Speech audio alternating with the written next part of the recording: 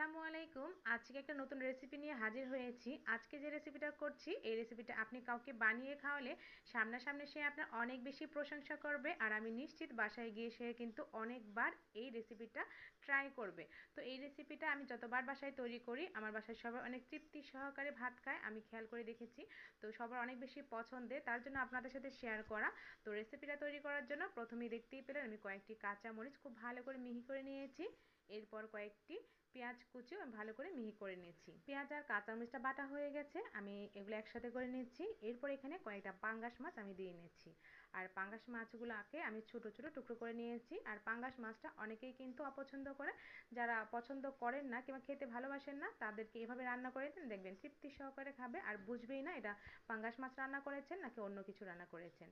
এরপর মাছগুলোকে আমি পেঁয়াজ মরিচের সঙ্গে খুব ভালো করে মাখিয়ে নিয়েছি। এখন কিছুটা মশলা দিয়ে নিচ্ছি।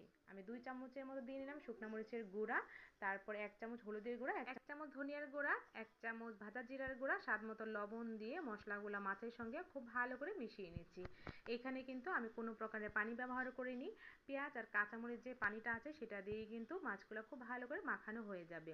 তো মাছগুলো আমার খুব ভালো করে মাখানো হয়ে গেছে। এখন একটা প্লেটে উঠিয়ে রেখে দিচ্ছি প্রায় 10 মিনিটের জন্য। তো 10 মিনিট মতো আমি মাছগুলো একটু রেস্টে রেখে দিচ্ছি। তো একটা প্লেটে উঠিয়ে নিচ্ছি। তো মাছগুলো উঠিয়ে নেওয়ার পর পাটায় কিন্তু অনেকটা মশলা আমার রয়ে গেছে, আর এই মশলার মধ্যে দিয়ে নিব বেশ কিছুটা পেঁয়াজ কুচি। পেঁয়াজগুলোকে আমি কুচি কুচি করে নিয়েছি। এখন এই যে মশলাটা অবশিষ্ট রয়েছে সেটার সাথে আমি খুব ভালো করে আমি কষলিয়ে নিচ্ছি। তো এখানে আর কোনো মশলা দেওয়ার কোনো প্রয়োজন নেই, আমি যে মশলাটা ছিল সেই মশলাটার সাথে ভালো করে কষলিয়ে নিয়েছি। এরপর একটা প্লেটের মধ্যে উঠিয়ে নিচ্ছি। এখন মাছটাকে 10 মিনিট রেস্টে রেখে দিয়েছিলাম, 10 মিনিট পর ফিরে আসলাম। এখন মাখানো মাছের মধ্যে 2 টুকরো লেবু চিপে দিচ্ছি। আর লেবুটা চিপে দেওয়ার ফলে যে মাছের একটা গন্ধ থাকে সেটা আর থাকবে না, আর মাছ থেকে কিন্তু খুব সুন্দর একটা ফ্লেভার বের হবে। তো লেবুটা চিপে দেওয়ার পর আমি আবারও কিছুক্ষণ খুব ভালো করে আমি লেবুর রসটা মাছের সঙ্গে মিশিয়ে নেব। তো এভাবে কিছুক্ষণ মাছের সঙ্গে মিশিয়ে নিচ্ছি যাতে লেবুর রসটা খুব ভালো করে মাছের মধ্যে ঢুকে যায়। এরপরে মাছটা আমি রান্না করে নেব। তো মাছ রান্না করার জন্য চুলায় একটা প্যান বসিয়ে দিলাম আর দিয়ে নিলাম বেশ কিছুটা সয়াবিন তেল। তেলটা একটু ভালো করে নাড়িয়ে চাড়িয়ে নিয়ে নিলাম। যখন ভালো করে গরম হয়ে যাবে তখন মাখানো মাছগুলা আমি তেলের মধ্যে দিয়ে নেব, দিয়ে মাঝারি আঁচে খুব সুন্দর করে মাছগুলা ভেজে নেব। তো মাছগুলো আমি একটু ছড়িয়ে দিচ্ছি, ছড়িয়ে দিয়ে মাছগুলা মাঝারি আঁচে ভেজে নেব।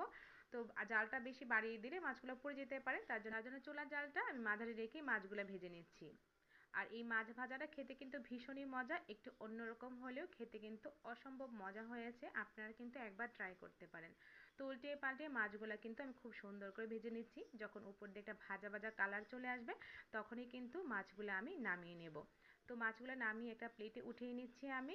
এই মাছগুলো উঠিয়ে নেওয়ার পর মাছের যে তেলটা সেটাও কিন্তু অনেকটা প্যানের মধ্যে রয়ে গেছে আর মশলাও কিন্তু রয়ে গেছে।